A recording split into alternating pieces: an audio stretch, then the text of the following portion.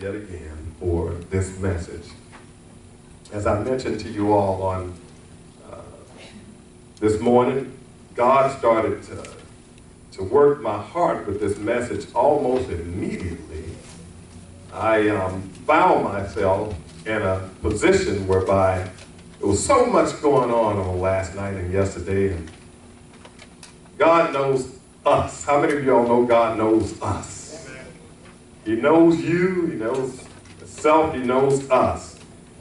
God also knows what gets us charged up. How many of y'all got certain issues in life that will get you cranked like nothing else?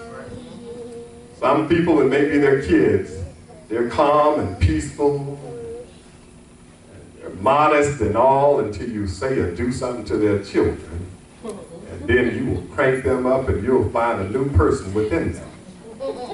Some are like that with their spouses. They're all right with you messing with them, but when you mess with their spouse, you've messed up. Some okay until you start messing with their money. How many of y'all know folks, they're okay until you start messing with their money? And then they will change on you. They'll become a different person. And so whatever the case may be, there are going to be things out there that Satan knows as well that will distract you and discourage you in an effort to defeat you. And he's fully aware of this. Ultimately, we can lose sight of things. I want you all to think about this for a moment. Have you ever seen anyone running in the Olympics, running around a track field, and they decided to take their eye off the prize and just look into the stands for a while they're running? Have you ever seen that? Just look up there for a while and just keep running. No. What you typically will see, that the person that wants to win will shut out all the distractions around them, including mommy and daddy and brother and sister and child that may be in the stand. They're going to shut them out because their focus is on the track, one, so they can stay in their lane. Because sometimes when you get out of your lane, you can find yourself being disqualified.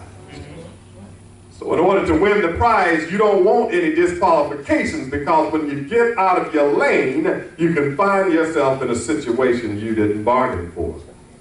Secondly, if you don't stay focused on the prize ahead, because too often we don't realize it, but if we think about this, when runners are running, you don't see them looking around saying, who's in the stand? They're not doing this. Who's up there? While they're running, they're focusing on the prize straight ahead. As a child, when I was running a race, and maybe you've been there, when you're running a race as a child and you don't know any better, you have a tendency and maybe a habit to do this. You're trying to see who's up on you, and you're trying to see who's about to catch you. But those that have become professionals in the field, and they're doing this for a living, and they're becoming experts, not just becoming, they have become experts, and they are operating in excellence. Because keep in mind, everybody wants to run in the Olympics, but they're not of Olympic standards. Only the best of the best and the greatest of the great can get there. Why? Because a couple things they ain't doing. They're not looking around to see who's looking at them, and they're not constantly looking over their shoulders. They have trained for a race, they have prepared themselves, and many know this is the greatest opportunity, and maybe a singular opportunity, that they'll have to become known as the best in the world. So all the training that they've done requires them to continually have laser focus. God did not bring us this far by accident, but by His divine intent. Yesterday, as I was moving through the day, I said, I have to work on my message. And I need you all to know that when you have a task at hand, Satan also knows you have a task at hand. And one thing after the next would come up. I'm talking about things that should not have concerned me. All of a sudden, they became of great concern, because Satan knew I had a job to do for God. How many of y'all have gotten upset at small things that wouldn't have even bothered you the day before? Small things. Someone forgot to close the top on the milk tight, and that sets you off. Y'all follow me? Someone didn't fill up a water container, and that set you off. Y'all follow me? Someone left a light switch on in a room and that set you off. They use 10 cents worth of electricity, but you're giving them $100 worth of profit. Yes. Y'all follow me? It sets you off. When you have a job to do for God, Satan's goal is to get you off track, to throw you off of course, and he will use anything he can. I'm riding with my wife yesterday, and we stopped to get gas, and as we stopped to get gas, we had a good time. Y'all know that Satan will try to take your good time and make it a sad time. We had gone and ate us some good Chinese food and sat there and enjoyed that. I even tried something new. I knew it was a different day. I don't try anything new. I said, it's a different day. I said, let me try some of that chow mein. I'm going to step out on faith and do something different. I tried something new. I said, don't give me the bowl, give me the plate. And I'm trying to order something new. The missus looks at me and says, you know you're going to order the same thing. That's what I'm putting in the layman's terms. I said, let me try some of that black and some pepper chicken. I put all that stuff on my plate. I tried something new. I said, I'm just going to be different today. I'm stepping out. We did that, and we went next door to get ice cream. And as we go to get ice cream, the missus always orders the ice cream for me. She goes in and she's telling the same thing. I need you to give me 2 brownies warmed up with 1 scoop of ice cream, large scoop that is. Well, what are you getting? I'm getting gold, ribbon, or metal, or whatever she gets. And she said, and he's getting cookies and cream. They look at me and they're like, I was like, what's she say? Right? This time around, she orders the same thing that she's done 1,000 times before. I said, no. You know what I'm going to have? I'm going to have the chocolate dip cone. Chocolate dip cone. Any kind of cone? No, I want that one. I want that one right there. Waffle cone. Thank you. So they give me the waffle cone. Never tried one in my life. But I'm stepping out. I'm doing something different. They fill my cone up with cookies and cream, and I was like, all right. I tell the missus, I said, I can't get the waffle cone dipped anymore because the chocolate ain't right. I'll just get the regular one. Point I'm getting to, everything's going well. We stopped to get gas, and as we stopped to get gas, I messed around and said, well, how's the budget looking? Y'all, how many of y'all know sometimes all it takes is asking the wrong questions at the right time, and it causes me issues. So the missus told me about the budgets. And so all that joy we just had, my smile was gone. I was like, say what? Huh? So we began to talk. I said, that ain't nothing. So at this point, Satan knew I was heading home to work on the sermon. I'm heading home to work on the sermon. So as we get there, God started to minister to me and said, are you falling for that, Tim Wesley? Are you falling for that trick of Satan? God said, do you not know who I am? I own it all. Do you not know who I am? I am the Alpha and the Omega, the great I am. I am the beginning and the end. I am the author and the perfecter of your faith. God says, have I ever left you short on anything? God said, you taller than everybody in your family. I didn't even leave you short in height. I gave you extra. You follow me?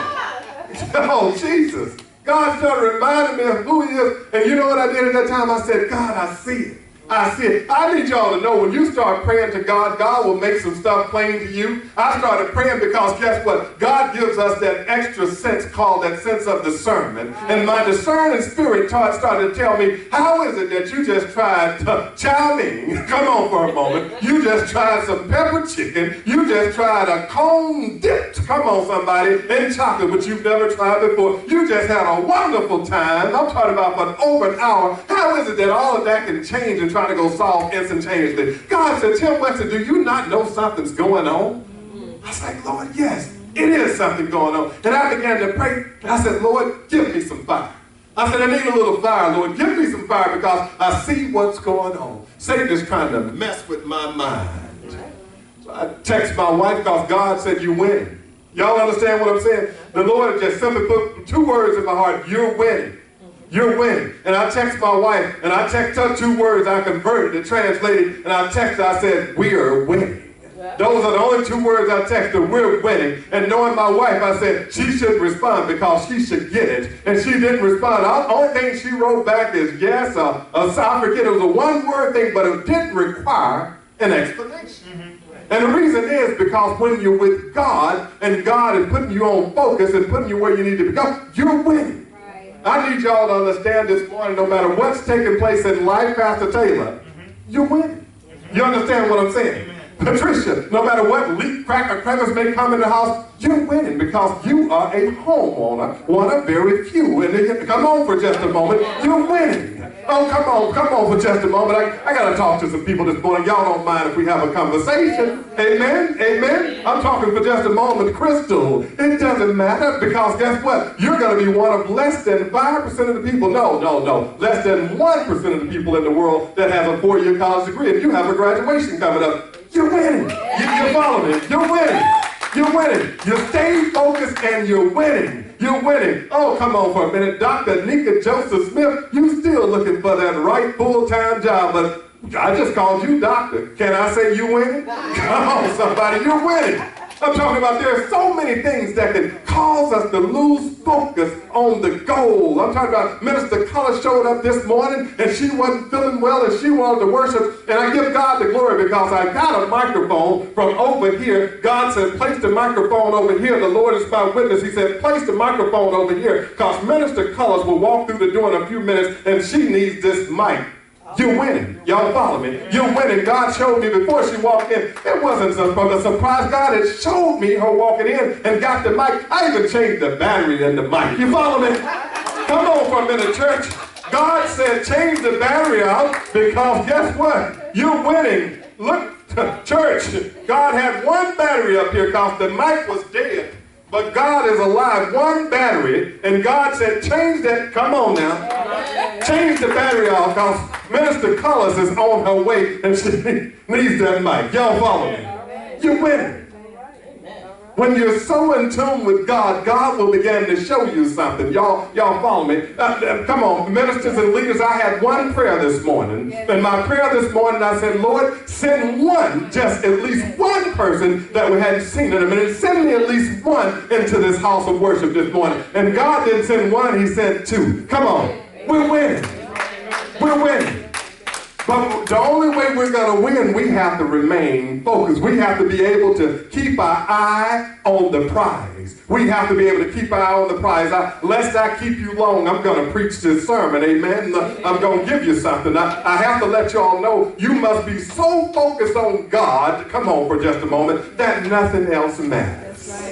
You have to be so focused on God that nothing else matters. When the devil tried to rob me of this message last night, God says, son, I need you so focused on me that nothing else matters. During this time, I used to tell people in a nonprofit I ran, I said, look, if you're going to give me your time, give me your time. Don't give me 10% of your time and don't give me 100% of that 10 because you're robbing me. If you're going to give me 10% of your time, I need 100% of that 10. If you're going to give me 1% of that time, give me 100% of that 1%. Because guess what? When you give me all of what you have to give, and this is us for God, then great things begin to happen. Your focus is on me and what you came to do. I don't care if you got one day a year to give to me. Give me 100% of that one day. I don't care if you have one Sunday a month to give God. Give him 100% of that one Sunday and you'll begin to see things happen. You got to fix your eye on the prize. Too often we let stuff take our eyes off the prize.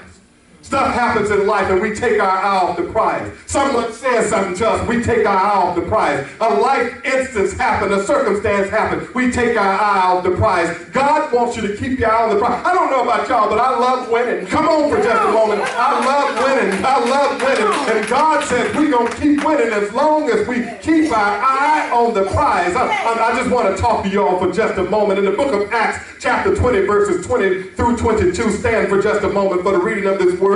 This gospel says, and now compelled by the Spirit. I need y'all to understand, something got to crank you up. Oh, come on for just a moment. If the Spirit of God can't crank you up, then what will? Something has to crank you up. The Spirit of God has to, come on now, something has to crank you up. If God's Spirit won't get you cranked up, what will? We don't need no music to get us crunk. We need the Spirit of God to get us there. For just a moment, for just a moment. Oh, Oh, Jesus. And now, compelled by the Spirit, I'm going to Jerusalem, not knowing what will happen to me there. Too often we're afraid of what's going to happen on us tomorrow. You got to get to a point where you say, I ain't scared of nothing. Oh, come on for just a moment. And my Bernie Mac boys, I ain't scared of you. Come on for just a moment. You got to be able to tell the devil and everybody else, I'm not scared of you. Yo, come on for just a moment, saints. He says, I only know that in every city, the Holy Spirit does what? Warns me that prison and hardships are facing me. Oh, when you know some stuff coming up. Come on, saints. You're a believer, and you're trying to run this race. You got to know some stuff is coming. You have to know you're going to have some issues. Some of you going to pull a hamstring of life. Come on for just a moment. Every now and then you're going to pull up. Y'all follow me. But you got to look and say, I'm not stopping up. Oh, come on. Take your seats for a minute. Just take your seats. We're done right now. I'll finish that scripture in a moment. I'm reminded of this gentleman. I think his name was Derek Fuller. He was running in the Olympics. This man had trained, and he did all that he can do in order to get ready for this Olympics. And Derek is running, and he's going, and he pulls a hamstring. And as he pulls it, he's crying and he's shedding tears because you work so hard to get where you're going. You do all you can, you prepare all you can, and you do not anticipate something happening. But when you have the heart of a champion, you run through it. You say, you know what? I might not come in first, but I'm going to finish this race. Derek, y'all follow me. And as he pulls up, he's crying and he's shedding tears, and you see the agony, and all of a sudden you see an old man coming running out there in a pair of shorts trying to get to him, and the security tries to stop it. He says, no, I'm his father. That's my son. That's my son. And he grabs the son. Come on for a minute, son. He grabs the son. He gets in there, and he's running with him trying to get his son there. But when they get, come on for a moment, that's what the father will do. That's what the father will do when you are living and you can't make it. He just needs to see that you got heart. Come on for a moment. And you want to finish the race. Oh, come on for a moment. And he carried him. And when he got him almost to the end, he said, you keep running. This is your race. That's right. This is your race. This is your race. And the father turned him loose and he let him finish his race. That young man said, I come too far. In layman's terms, I come too far to stop now. I've come too far to quit. I might have caught a hamstring, but I'm going to finish this race. Y'all follow me. He was too focused. I'm telling somebody right now, you may have pulled up because of agony, but you don't have to settle for defeat. Come on for just a moment. Run your race. Come on for just a moment. You may be going through some stuff. Frustration may have gotten the best of you, but God says, don't quit. Come on for just a moment. Anxiety may be overcoming you, but God says, let my spirit overcome you. Oh, come on for just a moment.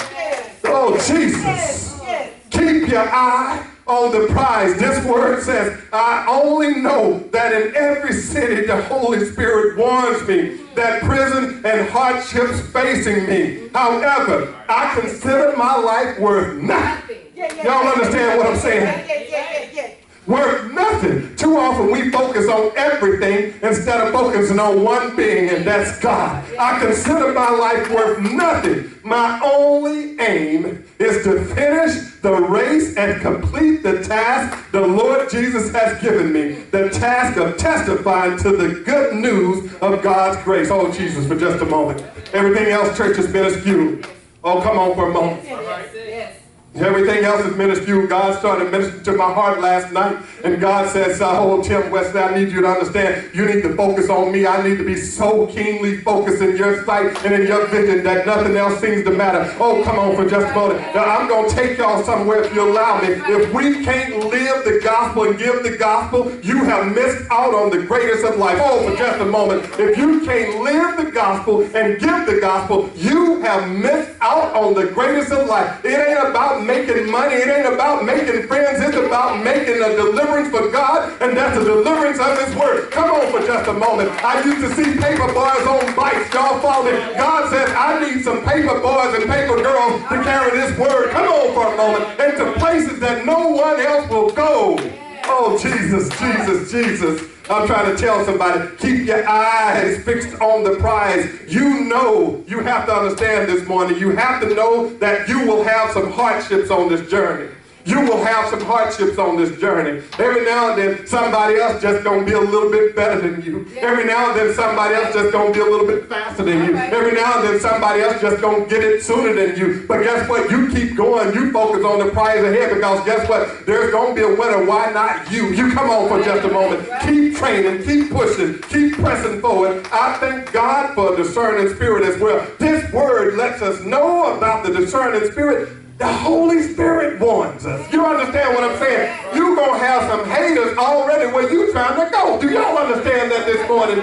There's going to be some haters already present where you're trying to go, but the Holy Spirit is so awesome, He will tell you who the hater is. You walk around, they will have an illuminated H on their head for hater. You follow me? If you got one on yours, HS for Holy Spirit. Come on for just a moment. Jesus. Keep your eye on the prize. I need y'all so laser focused. This is the glory of God. When you have the Holy Spirit, God will let you know. How many times have you walked into a crowd of people and you knew which one was the envious, hating, jealous? Well, come on for a minute. You ain't even got to know them. You just walk up into that crowd and you already know this one's good, that one's phony. This one's good. Oh no, that one don't like me. And even the ones that try to smile in your face all the time trying to take your place. Try to backstab. Y'all follow me? God, the discerning spirit, will let you know who they are. God don't, come on for a moment. Only one keeping secrets is the devil, but God tells you the secret. Come on for a moment. You will, oh come on. The light of God will illuminate stuff for you. Will illuminate stuff for you. I need y'all to understand this morning. I thank God for a discerning spirit. I thank Him. Do you know that just before your breakthrough, the devil will try to issue you a breakdown? I need somebody to know that this morning.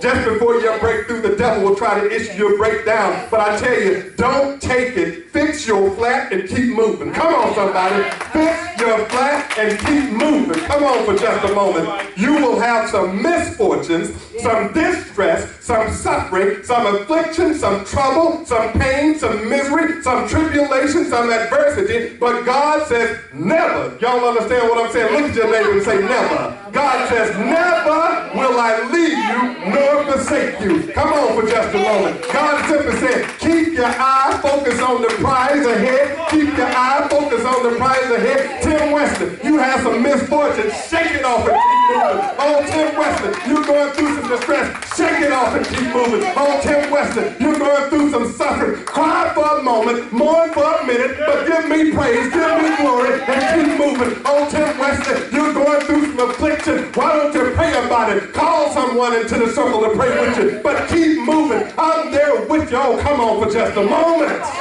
Jesus. We have to, the devil don't know what he did last night, Pastor. He tried to come in my house. Come on for a moment and mess with me. Oh, Jesus. He don't know he messed up. When you start picking at me in my house, you done messed up. Y'all know you can mess with a man out there on the street, but when you come in my house, you have crossed the line. Oh, come on for a moment. Oh, come on for a moment. And the worst thing he did was came into the temple. He tried to come in the temple, and he got trapped, and we done whooped him so, come on somebody, done whooped him so bad. Jesus. Jesus. Jesus. Oh, come on for just a moment. He is always ready to walk with us. But the question is, are you ready to walk with Him? Come on, are you ready to walk with Him? Oh, the word lets us know in Hebrews 12, 1 through 3. Therefore, since we are surrounded, so come on for a moment, by such a great cloud of witnesses. Oh, come on for just a moment. Let us throw off. Y'all follow me? Let us throw off. I have to digress for a moment. You got to be surrounded by a great cloud of witnesses. Since we are, if you ain't got the right people around you, already got the wrong problems with you. Oh, come on for a moment. I'll say that again. If you don't have the right people around you, you already got the wrong problems with you. You got to make sure your circle is is right. Come on, this is how we press on to get to the prize. A great cloud of witnesses. Let us throw off everything that hinders us and sin that so easily entangles us. Too often we try to hold on to some stuff. You get so mad, you hold on to some stuff. You get so upset, you hold on to some stuff. Oh, I'm angry, I'm going to hold on to this for a while. Oh, come on, I'm going to keep this grudge. You keep that grudge and let your blessing keep walking by you. Come on for a moment. I'm trying to give up all that nonsense. Pastor, I ain't keeping no grudge and God holding my blessing. I'm not going to hold it hostage because of your nonsense. I'm not going to, oh, come on, disobey God because of your nonsense. I'm not going to be mad at you and lose my blessing. Come on for just a moment. Jesus. This word says that we have to throw everything off that hinders us and the sin that so easily entangles us. Do y'all know what entangle means? I have to break it down for you. God said, give it to him plain. Make it plain. Sin will entangle you, i.e., sin will make things difficult. It will complicate a circumstance that should have been simplified and over hours ago, but you took it in this now, days or weeks old or years old. You had a grudge that you should have let go in 1981, and here we is in 2018, and you still holding on to that grudge. That grudge got gray hair. Come on for just a moment. You still holding on to it. Grudge about to get Social Security, and you still holding on to it. Let it go so it can let you grow. Let it go. Come on for a moment. This stuff will get you entangled, complicating your circumstances. You had a simple situation that could have been over a long time ago, but you're like, folks don't even know you mad at them. Come on for a moment. You don't even know why you're still mad at folks. I don't get along with them. Why? Whoa. I just don't. Something happened. Well, what happened? It happened. I'm getting sick of you too. Keep questioning. Come on for a moment. Oh, sin will get you so entangled, get you mixed up, caught up, and bogged down. Caught up in some stuff you should have long been past. But we're going to keep pressing. The word says, and let us run with perseverance the race marked out for us. I need every one of you to know there's a race marked out for us, but we got to run it with perseverance. We got to run it with perseverance. Those that are operating in excellence, they don't run around an 800-meter run, and they don't run just 400 meters and say, I'm tired, I can't persevere. They don't make it to this level of excellence without keeping going and keeping the perseverance. God says you got to run with perseverance. I'm going to make it plain to you. Just hold on for just a moment. Run with perseverance, a race marked for you. In other words, God says you got to run with steadfastness in doing what you do. You got to run with steadfastness despite the difficulty, because often when we run across a difficult situation, we want to give up too soon. God says you gave up on Monday when I had your breakthrough on Tuesday. Oh, come on for just a moment. You gave up too soon. God says, I need you to keep on pressing. You trying to press to the end of the year. I need you to press past tax time. Come on for a moment. Too often, folks focus on taxes. Come on for a moment. But God says, Jesus, I need you to focus beyond tax time because you just minimized me. I got something greater for you. Come on for a moment. I got a career. You worried about a job. Come on for a moment. There's a difference. There's a difference. There's a difference. When we focus on God, he will make it plain. He says, I need you to persevere because we all have a race. You persevere. I'm talking about you keep going. You have to persist. You have to have tenacity. You have to have determination. You have to have staying power. Y'all know what staying power is? Staying power means that when they started off with 8 of you, ain't but one of you left, and you better be the one. Come on, somebody, for just a moment. That's what staying power is. That's what staying power is. Folks that threw you away, and you use your discerning vision to throw some of them away because they didn't mean you no good. Come on for just a moment. Oh, Jesus. Yeah. Do y'all hear me this morning? Do y'all hear me? I'm trying to give you some truth. We got to make sure that we have some patience, some endurance, some diligence, some dedication, commitment, and stamina. Some of y'all giving up too soon before you get to your blessing, but I'm getting ready to take y'all home. I'm not going to keep you much longer. So how do we press on? I'm going to give you a few things. How do we press on? How do we press on? I'm going to give it to you right now. Number one, you got to get the right people around you. I've already stated it, and I will state it again. You got to get the right people around you. You got to get the right people around you. Who's in your circle? Who is in your circle? And I want to point out to y'all, the strength of your witness will affect the strength of your faith. The Bible lets us know, and I will digress and tell it to you again. It says that in Hebrews 12:1, therefore, since we are surrounded by a great cloud of witnesses, let us throw off everything that hinders and the sin that so easily entangles. If you don't have the right people around you, their witness is weak. Y'all follow me? And if you've got weak witnessing people around you, it's going to affect the strength of your faith. That's right. That's right. If you have people that are strong in faith around you, that can say that God has taken me through it all, I've lost and gained again. If you have folks that have a story like Job, come on for a minute, Pastor. If they got a witness like Job to be able to say, God allowed all of it to be taken away, but only for such a time like this that he gave me back that and some. If you have somebody in your circle that's like a Joseph that says, I was done wrong by my own family. Y'all follow me? I was thrown away and sold out by my own family. I was lied on and falsely incarcerated. But God, when you got those type of witnesses that say, God took me from the prison to the penthouse, come on for a moment. When you have those type of people, it strengthens your faith. You look and say, whoa, if God did it for Job and he did it for Joseph, he'll do it for me. Come on for just a moment. God will do it for Tim Weston. He will do it for Tyrone Taylor. Come on for just a moment. Won't he do it? Won't he? Won't he? Won't he? Come on, somebody. He will do it. He will do it. Who's your witness? You need the right folks around you. I don't need no weak witness folks around me saying, man, I don't know what we gonna do. I feel bad for you. You're in some trouble, brother. You got those folks that look at you and say, oh my goodness, Anika, I'm glad I ain't in your shoes. You in some trouble. Those weak witness folks, all those ones tell you, I prayed to God, he ain't sure for me. I hope it do better for you. You in some trouble. Who's around you? Who's in your circle? We moving forward though. Lest I keep you long. Oh, come on. How do we press on? Secondly, number 2, don't let your past own you. Amen. You belong to God. Amen. Y'all follow me? Your past has no purchasing right over you. Your past cannot redeem you. You've already been redeemed. Y'all follow me? Wow. Don't let your past own you because you belong to God. Your past ain't nothing but a thief. Can't legally redeem you. Trying to steal you from God. You belong to God. Y'all understand? You made mistakes. You're not one. Come on for just a moment. You made mistakes. You're not one. You messed up, but you don't have to be messed up. Y'all follow me? Somebody might have called that. You messed up, but you don't have to be messed up. Y'all follow me?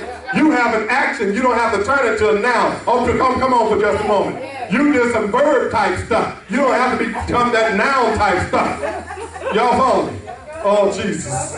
Jesus. God declares you are free. Now start living like it. Start living like it. Some of y'all living like you're locked up. Come on for just a moment. Locked up, folks. Y'all follow me? They have that incarcerated mentality. Y'all follow me? Oh, Jesus. Locked up, folks, they have perimeters and they have barriers. You open up a fence where a barbed wire should have been, a person that's been locked up, and that's locked up, they ain't going past that line. Oh, man, I can't cross that. That's freedom. They're going to give me more time. Even though it's open, they're not going across. But a free man will look and say, I'm free to come and go. Y'all follow me? A free woman is free to come and go. Stop operating like you locked up. Satan don't owe you nothing but problems, and he's trying to pay up every day of your life. God has already paid the price. Y'all follow me? We're moving on. We're moving on. I want to tell you all, you got to persevere. Just because it ain't happened yet, don't mean it won't happen at all. Amen. Just because it ain't happened yet, don't mean it won't happen at all. Y'all follow me?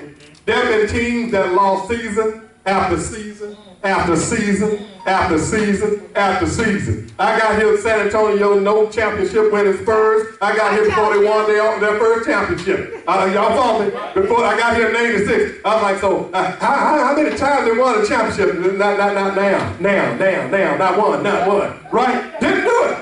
But in 1999, they were playing at that time my New York Knicks. So come on for just a moment. I wasn't always a Spurs fan. I was a Knicks fan. And I will never forget, I'm in H-E-B. And they're playing Patrick Ewing and my New York Knicks. And I said, how about those Knicks? And it went quiet in H-E-B. And I realized that I was in Texas. And I was in the land of the Spurs. But after they won that championship, and another, and another, and another, and another, y'all follow me? They kept the eye on the prize. Some of you right now, you've been losing so long, you don't believe you can win. You follow me? You've been losing so long, you don't believe you can win. You've been having breakdown after breakdown, and you're ready to trade that old thing in. But God said, hold on to what you got. Because once you trade it in, somebody else will pick it up and fix it and make it better. Now all of a sudden there's a winner. Y'all follow me? Y'all follow me? Oh, come on for a moment. Oh, come on, come on, come on. Y'all mile horses running a mile, not quarter horses running a mile. Believe that. Y'all follow me? Oh, some of y'all don't get that. I'm kind of country. All right. I'm kind of country. All right. All right, keep running, keep running, keep running. Persevere. I want to tell y'all, how do you get there? You got to keep believing. Keep believing. You have to keep believing. The moment you stop believing that it will happen, it won't happen. The moment you stop believing it will happen, it won't happen. You got to keep believing that it will happen. Whatever God has placed in your head and your heart is before you. You got to keep pressing. Don't be one day away from your blessing and give up. Keep pressing. Keep believing. Keep praying. You got to keep praying.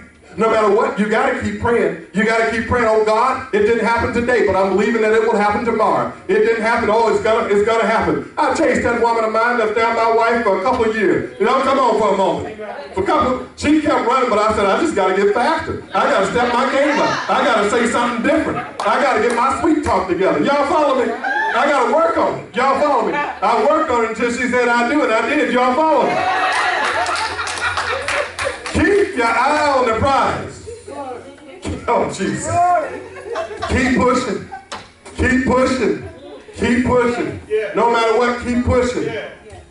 This church is pulling.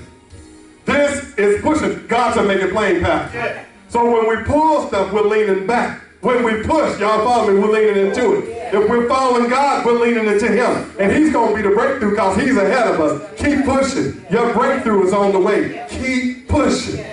Keep pushing. Keep your eye on the prize. In the book of Romans chapter 5, verse 3 through 5, that word says, not only so, but we also glory in our suffering because we know that suffering produces perseverance. Some of y'all want perseverance, but you're not willing to go through the suffering. Perseverance, character, and character, hope. And hope does not put us to shame because God's love has been poured out into the hearts, our hearts rather, through the Holy Spirit who has been given to us all. I need y'all to understand that. So what am I saying here? I'm trying to let y'all know this morning that you cannot get to the neighborhood called hope until you pass down a few roads such as Suffering Street, Perseverance Lane, and Character Avenue. When you've traveled them without taking shortcuts, then you shall arrive at the neighborhood called hope. You can't get to hope until you go through some stuff. Once you've gone through some stuff, now you really know what hope means. But lest I keep you long, two more points to make to you. The fourth thing, focus on Jesus. We have to focus on Jesus. Your life will never be clear until you can focus on Jesus. Anybody ever tried to focus on something you couldn't focus? Your eyes, it just wasn't getting right. You're trying to focus. I got a magnifying glass now. I keep up near my desk because old time done caught up with me. And my vision ain't where it used to be. I went and I got myself a $4 magnifying glass because the $2 wasn't no good. I said, I'm going to get this $4 one. This is going to do the deal. But you focus when you can focus on things. Y'all follow me? When you can focus. How many of y'all have ever lost focus and when you gained it, you got happy? Oh, yeah. You got happy. You said, I can see it. I remember when I got my first pair of glasses, I couldn't see nothing for years. I went all the way through elementary school just as blind can be. I memorized the eye chart because I didn't want to wear glasses. I was Wesley, so I was at the end of the line. And the kids were at A-O-E-H-I-J. Okay, line up, I memorized it. So when I got the A-O-G, hope you go in the same order you went with them. Y'all follow? I didn't want glasses. Couldn't focus on nothing on the board. But I could focus with my ears. I listened to everything. I was a straight A student until I got glasses. Y'all follow me?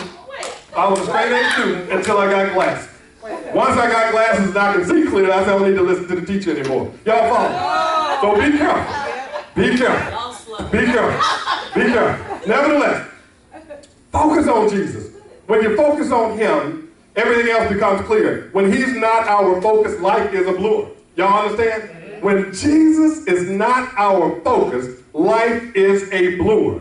Y'all understand that? Because the word lets us know in Hebrews 12:2, fixing our eyes on Jesus. This is how we run that race. The pioneer and perfecter of our faith. For the joy set before him, he endured the cross, scorning its shame, and sat down at the right hand of the throne of God. Consider him who has endured such opposition of sinners, so that you will not grow weary and lose heart.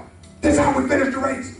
We focus on Jesus. I'm going through some stuff. So did he. I'm suffering. So did he. I've been done wrong. So was he. They lied on me. So did they lie on him? They lied to me. They lied to him. Focus on him. His purpose was so great that he refused to let anything stop him. He has to be so great for us, we refuse to let anything stop us. And when we focus on him, life is no longer a blur. Everything becomes clearer because it comes into focus. I have to put it plain to you, church. I have to put it plain to you. When we can turn around and we can say, Lord, my eyes on the prize, that prize been salvation through Jesus Christ, he will begin to bless us with clarity. How many of y'all, when you started getting your life